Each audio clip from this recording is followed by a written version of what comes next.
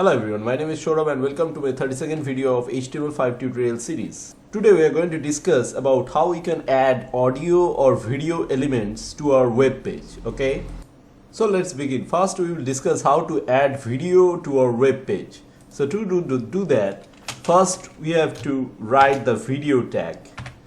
We write video here, then specify the width, then equal to, then within double quote we write the width and then the height of the video. Okay, then we write controls. This is meant so that the video has some control.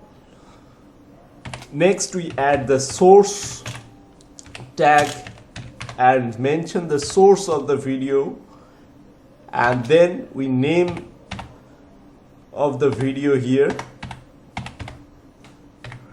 which format it is, then type equal to video slash mp4 since our video is in mp4 format, and then we close the video tag here. Okay, now we have saved it. Now let's check in our browser. Let's play it. You can see here, you can see the controls of the video, and if you set it to full screen, it will go full screen. Okay,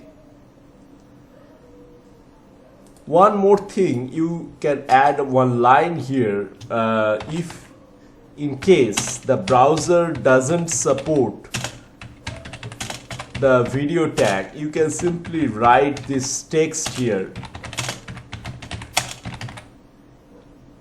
so that it won't show whenever you load the video, but it will only show if the video tag is not supported by the current browser. Okay, next we will see how to add audio to our web page. To do that, what we need to do, we simply need to write the audio tag. So let's write the audio tag here. We write audio here, then write controls, since we need to add control to the audio tag. Next we close the audio tag here.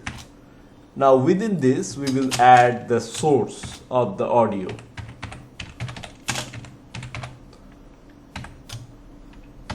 Then we name the audio clip here, then the type of format the audio is saved.